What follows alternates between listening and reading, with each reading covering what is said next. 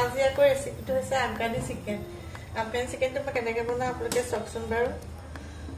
মই পদিনা কেইটামান লৈছোঁ, বাৰীৰে চাটৰ ওপৰত গজা পদিনা কেইটামান, পালেং কেইটামান বাৰীৰে, মান ধনিয়াও বাৰীৰে সেয়া লৈছোঁ।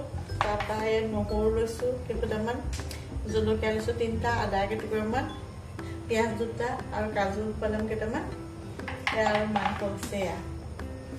এতিয়া এইখিনি মই মিক্সি জাৰত মিহিকৈ পিচি ল'ম। এই পদিনাখিনিও দি দিছোঁ। এইবোৰ গহৰা ৰজাতে পালেং। এতিয়া এয়া পালেং শাক, বতৰ যিহে পানী, তাৰ মাজতে শাকবিলাক গজিছে আৰু।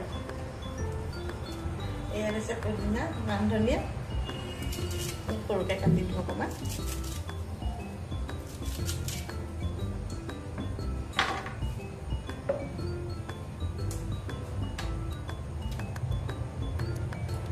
জলকীয়া 3টা, তাৰপৰা পিঁয়াজকেইটাও এতিয়া কাটি দিওঁ।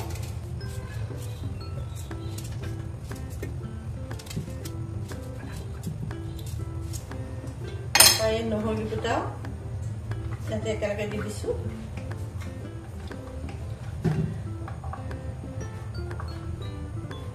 আদা কেইটুকুৰা মিক্সি জাৰতে একেলগে লৈ লৈছোঁ, কাজুকেইটাও লৈ লৈছোঁ। এতিয়া এই সকলোখিনি বস্তু মিক্সি জাৰ অলপ মিহি কৰি লওঁ, তাতে অলপমান পানী দি দিওঁ।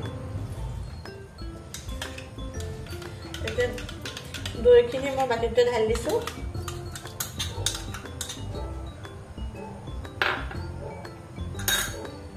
তাৰপৰা ক্ৰীম দিছোঁ।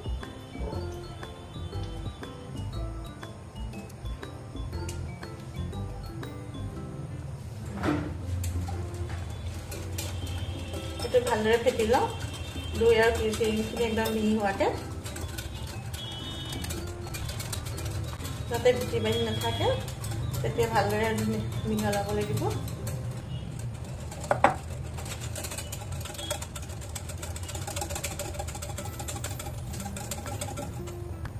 এটা ধুনীয়া মিহি হৈ গৈছে। তাৰপিছত অকণ ক'লা নিমখ অলপ দি দিছোঁ। তাৰপৰা ইয়াত পিচি লোৱা পদিনা আৰু এই ধনিয়া, পিচি লোৱা পদিনা, ধনিয়া, জলকীয়া, নহৰু, আদা, পিঁয়াজ, পালেং, সকলোখিনি বস্তু ইয়াত ঢালি দিছোঁ। এতিয়া এইখিনি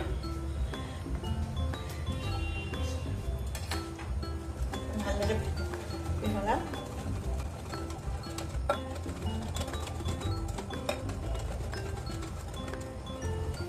যেতিয়ালৈকে ভালদৰে মিহি নহয় তেতিয়ালৈকে গুটি থাকিব লাগিব। আকৌ ইয়াতে কচুৰি মেথি অকণ দি দিছোঁ, অলপ মোহাৰি পেলাই। তাৰপৰা আন্দাজমতে নিমখ দি দিছোঁ।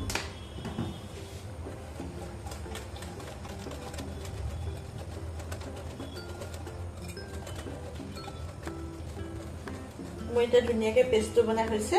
এতিয়া ইয়াত অকণমান ঢালি দিছোঁ, ঢালি পেলাই ভালদৰে সানি লওঁ।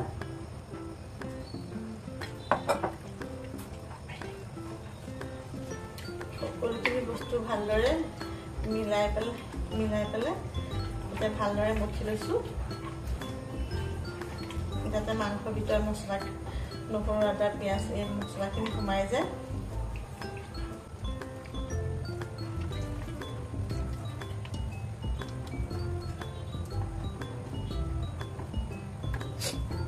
মোৰ এইখিনি ভালদৰে সনা হৈছে। গেছত মই কেৰাহীখন পাতি ল'লোঁ। এতিয়া এই পদিনা, পালেং এইখিনি মিলাইছিলোঁ যে সেইখিনি এতিয়া ভালদৰে ইয়াত ভাজিম। মাংসখিনি কেনেকৈ বনাওঁ আপোনালোকে ভিডিঅ'টো প্ৰথমৰ পৰা শেষলৈকে চাই থাকক। আৰু ভিডিঅ'টো যদি চাই ভাল পায় লাইক কৰিব, কমেণ্ট কৰিব, শ্বেয়াৰ কৰিব। এতিয়া মই গেছৰ কেৰাহীটোতে অকণমান চেনি ছটিয়াই দিছোঁ।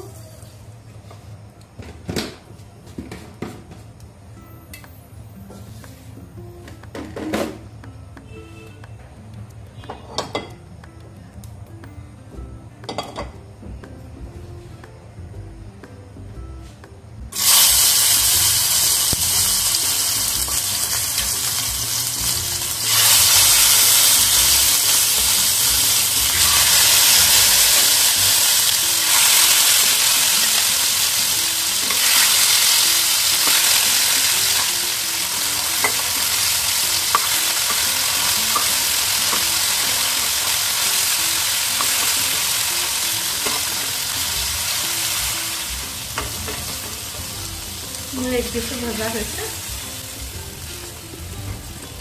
ধুনীয়া গোন্ধাইছে খাবলৈ ধুনীয়া হ'ব সদায় ন আলু মা মছলা দিনো কিমান খাব এনেকৈ ষ্টাইলটো খাবলৈ লাগে এতিয়া অকণমান তেল দিছোঁ একেখন কেৰাহীতে ভাজিছোঁ এতিয়া মছলা বস্তুবোৰ লাগি আছে যেতিয়া কাঁহীখন নুধুলোঁ আৰু তেজপাত দি দিছোঁ লং দুটামান দি দিছোঁ তেজপাত দালচেনি লং ইলাচি 3টা এইখিনি এটা কেৰাহীতে ঢালি দিছোঁ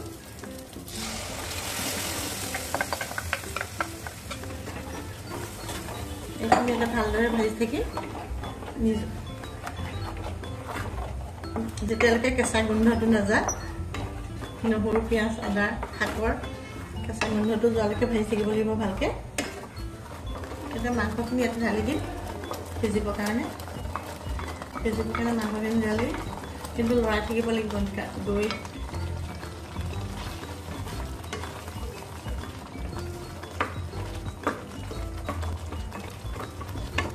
এতিয়া ঘনাই লৰাই থাকিব লাগিব নহ'লে দৈ দিয়া আছে যে লাগি ধৰিব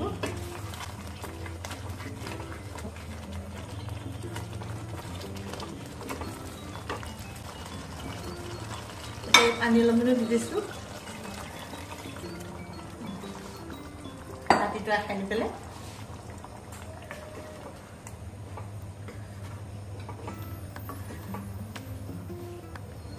এতিয়া সিজিবৰ কাৰণে ঢাকি দিম চাওঁচোন সিজে সুন্দৰ গোন্ধাইছে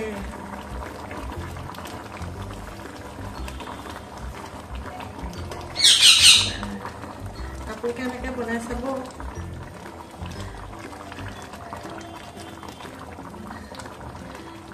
দেখিছেনে কিমান ধুনীয়া হৈছে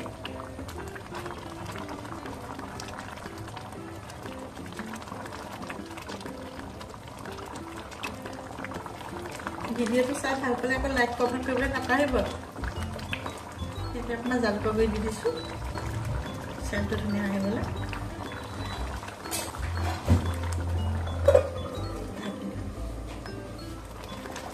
এতিয়া নমাব হৈছে দেখিছেনে ইমান যে ধুনীয়া হৈছে